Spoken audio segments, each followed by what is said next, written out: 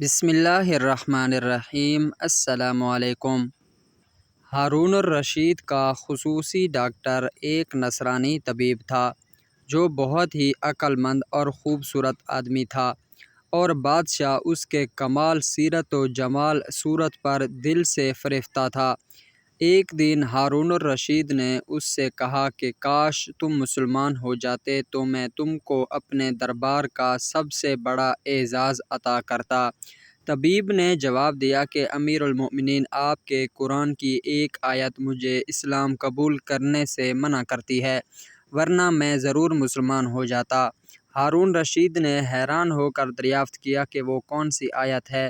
طبیب نے کہا کہ وَكَلِمَتُهُ أَلْقَاهَا إِلَىٰ مَرْيَمَ وَرُوحٌ مِّنْهُ، یعنی حضرت عیسیٰ علیہ السلام اللہ کا کلمہ ہیں جس کو اللہ نے بی بی مریم کی طرف ڈال دیا، اور وہ اللہ کے روح ہیں۔ دیکھیں، اس آیت میں روح من کا لفظ آیا ہے، اور یہ من تبعیض کے لیے ہے، جس کا حاصل یہ ہوا کہ حضرت عیسیٰ علیہ السلام خدا کا جزو اور اس کا ایک ٹکڑا ہے۔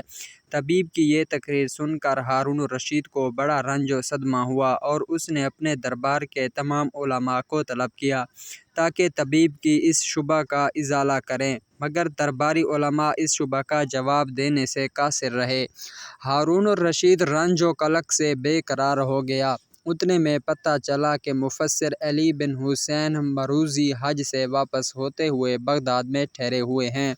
ہارون رشید نے فوراً ہی انہیں بھی دربار میں بلایا۔ وہ بھی ناگہاں یہ سوال سن کر چکرا گئے اور فوراً جواب نہ دے سکے، مگر انہوں نے فرمایا کہ امیر المومنین، اللہ تعالیٰ خوب جانتا ہے کہ یہ خبیث نصرانی آپ کے دربار میں مجھ سے یہ سوال کرے گا، لہٰذا میرا ایمان ہے کہ ضرور اس نے اپنی مقدس کتاب میں اس شبہ کا جواب دیا ہوگا جو اس وقت میرے خیال میں نہیں آ رہا ہے، مگر میں انشاءاللہ تعالیٰ جب تک اس کا جواب قرآن ہی سے نہ دوں گا، خدا کی قسم میرے لیے کچھ کھانا پینا حرام ہے۔